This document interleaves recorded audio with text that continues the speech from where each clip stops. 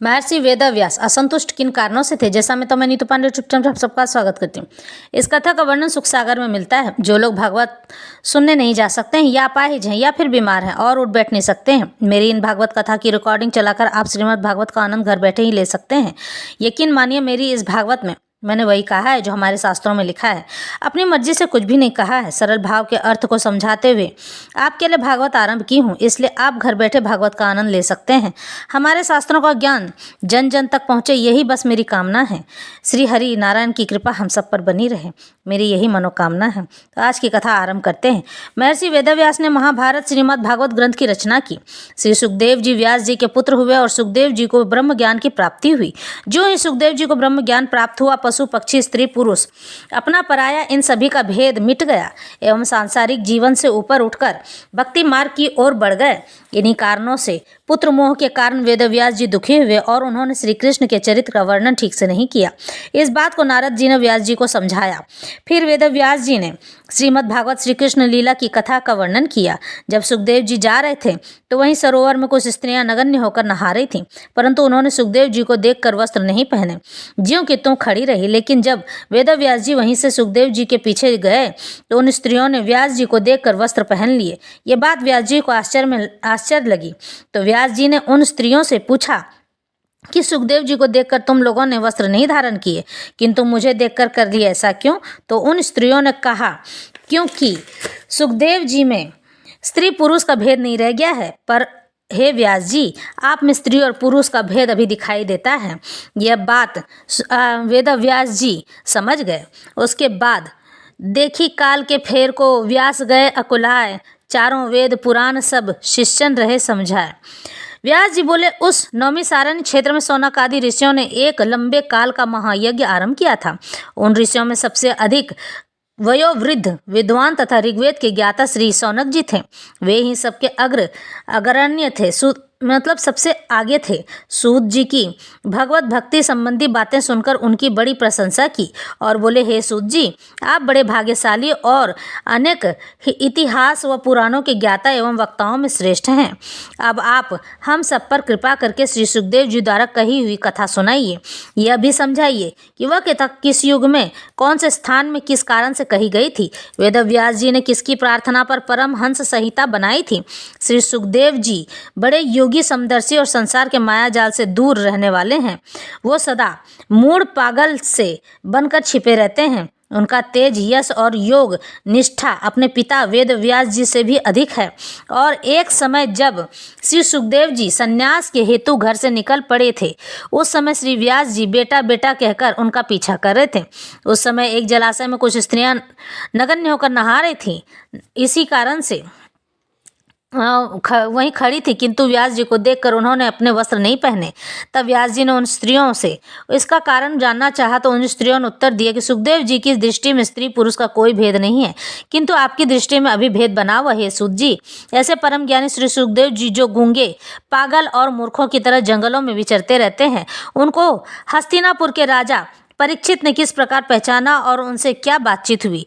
जो श्री सुखदेव जी गोदाहन तक ही गृहस्थ में दरवाजे पर ठहरते हैं और उस गृह को तीर्थ रूप बना देते हैं, वे किस प्रकार राजा परीक्षित के यहाँ 7 दिन तक ठहरे। राजा परीक्षित भगवान के बड़े भक्त थे। उनके जन्म कर्म का वर्णन हमें सुनाइए। उन्होंने किस कारण से इतनी छोटी अवस्था में संपूर्ण राज्य लक्ष्मी को त्याग कर गंगा तट पर मृत्यु पर्यंत अनशन व्रत लिया था। सूत जी बोले, हे सौनक जी, इस द्वापर युग में पराशर महर्षि के अमोद वीर से सत्यवती के गर्भ से महर्षि व्यास जी का जन्म हुआ। एक समय श्री व्यास जी सरस्वती नदी में स्नान आदि नित्य कर्म करके एकांत स्थान में विराजमान थे। वे त्रिकाल यज्ञ थे। उनकी दिव्य दृष्टि कभी चुकने वाली न थी। उन्होंने जान लिया कि कलयुग में धर्म क्षीण हो जाएगा, संपूर्ण भौतिक वस्तुएं शक्तिहीन हो जाएंगी, मनुष्य नास्तिक हो जाएंगे, वे अल्पायु होकर कर्तव्यहीन होंगे। इसलिए उन्होंने यज्ञों के विस्तार हेतु वेद के 4 भाग कर दिए, जिससे कम बुद्धि वाले तथा जिनकी स्मरण शक्ति कम है वे भी वेदों का अध्ययन कर सकें। एक विशाल वेद का सांगोपांग स्मरण रखना अति दुस्तर होने के कारण ही उन्होंने वेद को 4 विभागों में विभाजित कर दिया था, जिनके नाम ऋग्वेद, यजुर्वेद, सामवेद और अथर्ववेद रखे गए। 5वां वेद साहित्य, इतिहास, पुराणों को माना गया। ऋग्वेद अपने शिष्य पैल को पढ़ाया सामवेद, जैमिन शिष्य को पढ़ाया यजुर्वेद, वैशंपायन शिष्य को पढ़ाया अथर्ववेद और सुमंतु मुनि को पढ़ाया इतिहास यानी कि साहित्य। ये पुराणों को मेरे पिता श्री रोम हर्षण को पढ़ाया। वेदव्यास जी के इन शिष्यों ने अपनी बुद्धि के अनुसार इन वेदों की बहुत सी शाखाएं उपशाखाएं बनाई। इन वेदों को स्त्री शूद्र और पापी मनुष्य सुनने के अधिकारी न होने के कारण श्री व्यास जी ने उन्हीं का सार रूप एक पंचम वेद महाभारत इतिहास का निर्माण किया, जिसको सभी स्त्री शूद्रादि पढ़कर वेदोक्त कर्म का आचरण कर सकते हैं, यानी कि भगवद गीता का आरंभ किया, इस कथा का वर्णन किया। हे शौनक जी, व्यास जी ने ऐसे अपूर्व ग्रंथ महाभारत इतिहास की रचना की, किंतु फिर भी उनके हृदय को संतोष प्राप्त नहीं हुए। खिन्न मन होकर सरस्वती के पवित्र तट पर एकांत स्थान में बैठकर बड़े दुखी होने लगे। मन में अनेक प्रकार के विचार करने लगे कि मेरी खिन्नता का क्या कारण है। मैंने संपूर्ण वेदों का अध्ययन किया है, गुरुजनों की सेवा की है, वेदों का अर्थ भी सरल कर दिया है, लोकहित के लिए सब वेदों का सार महाभारत ग्रंथ भी रच दिया है, किंतु न जाने अब कौन सा कार्य मेरे करने के लिए शेष रह गया, इसलिए मेरा मन खिन्न है। जब व्यास जी इस प्रकार अपने मन में महान दुखी हो रहे थे, उसी क्षण सरस्वती के तट पर श्री नारद जी पधारे। नारद जी को देखकर वेदव्यास जी बड़े प्रसन्न हुए, बड़े आदर भाव से इन्हें आसन दिया और इस प्रकार बोले, हे नारद जी, आप ब्रह्मा के पुत्र हैं, आप सर्वज्ञ हैं, आप मेरे हृदय के दुख को जानने में समर्थ हैं, अतः मेरे दुख को दूर करने की कृपा कीजिए। जी ही करनी नारद मुनि भय संत अब आए, अपने पूर्व जन्म की कथा कही समझाए। सूत जी बोले, श्री व्यास जी की इस प्रकार दुख भरी बातें सुनकर नारद जी मुस्कुरा कर बोले, हे व्यास जी, आप बड़े जिज्ञासु और वेदों के ज्ञाता हैं। आपने पंचम वेद महाभारत का निर्माण ही अलौकिक किया है। वेदांत सूत्रों को आपने रचा है, उनका भली प्रकार अध्ययन किया है, किंतु फिर भी आप अति खिन्न हैं। इसका कारण यह है कि आपने यह सब कुछ करते हुए भी भगवान के पवित्र यश का वर्णन बहुत ही कम किया है। वह ज्ञान जिससे भगवान की प्रसन्नता न हो, उनके यश का वर्णन न हो, भगवत जनों का भला न हो, अधूरा ही है। आपने भगवान श्री कृष्ण चंद्र जी की महिमा का वर्णन भली प्रकार से नहीं किया है। संसार में वही वाणी पवित्र है जिससे भगवान श्री कृष्ण के यश का गायन होता है।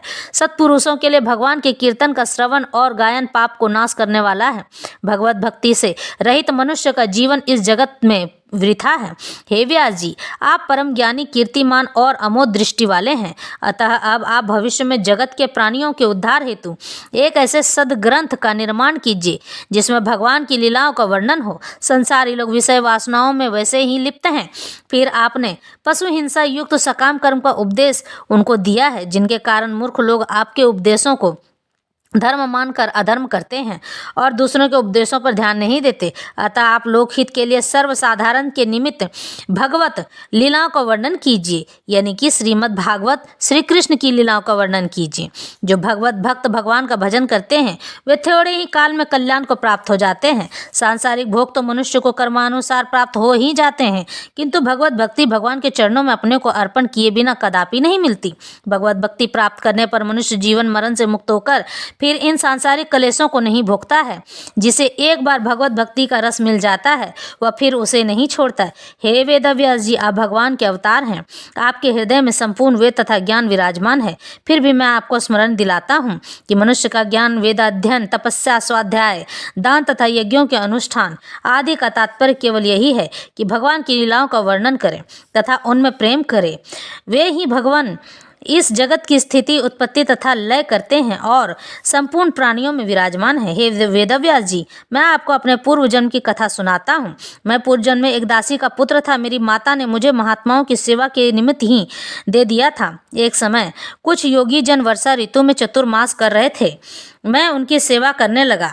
मैं नित्य उनके मुखारविंद से भगवान की लीलाओं का स्मरण करता था, उनकी हृदय से सेवा किया करता था, उनकी जूठन भी खा लिया करता था, बचा हुआ उनकी आज्ञा से खाता था।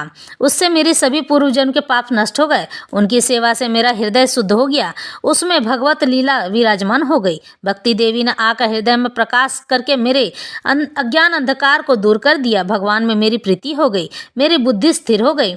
इस क्षण भंगुर संसार से मेरा मन फिर गया। इस जगत को आसत तथा कल्पित समझने लगा। वे महात्मा लोग जिस प्रकार पूजा पाठ कीर्तन गायन करते थे मैं बड़े ध्यान से देखता था तथा वैसा ही आचरण करता था। इस प्रकार उन महात्माओं के साथ मुझे रहते हुए 2 ऋतु बीत गए थे। इतने दिनों में मेरे रजोगुण तमोगुण सब नष्ट हो गए थे। शुद्ध भगवत भक्ति का उदय हृदय में हो गया। तब उन महात्माओं ने मुझे अपना आज्ञाकारी सेवक तथा भगवत भक्त समझकर भगवान के गुप्त रहस्य का उपदेश किया। उन्होंने मुझे वह ज्ञान समझाया जिसका निरूपण भगवान श्री कृष्णचंद्र ने गीता में किया है। उसी ज्ञान से मैं भगवान श्री कृष्ण की माया तथा उनके स्वरूप को जान सका। उसी से परम पद की प्राप्ति होती है। हे वेदव्यास जी, अपने संपूर्ण कर्मों को भगवान के अर्पण कर देना ही दैहिक तथा भौतिक तापों को नष्ट कर देना है। हे व्यास जी, जिस पदार्थ के सेवन से रोग उत्पन्न होता है उसी पदार्थ को यदि विधिवत सेवन किया जाए तो उत्तम स्वास्थ्य को देता है तथा रोग को दूर करता है। ऐसे ही मनुष्य कर्म तो निरंतर करता है किंतु उनमें अपना अहम भाव कर्तापन त्याग कर भगवान को अर्पण करता है रहे तो कर्मपन नष्ट हो जाता है। कर्म के बुरे भले का फल उसे प्राप्त नहीं होता है, उसे उत्तम ज्ञान की प्राप्ति होती है। जो मनुष्य भगवान के स्वरूप का ध्यान करते हैं उन्हें नमस्कार करते हैं। प्रद्युम्न, अनिरुद्ध तथा संकर्षण सहित भगवान के चारों रूपों का ध्यान करके नमस्कार करते हैं, वे ही परम ज्ञानी तथा मुक्ति का फल प्राप्त करते हैं।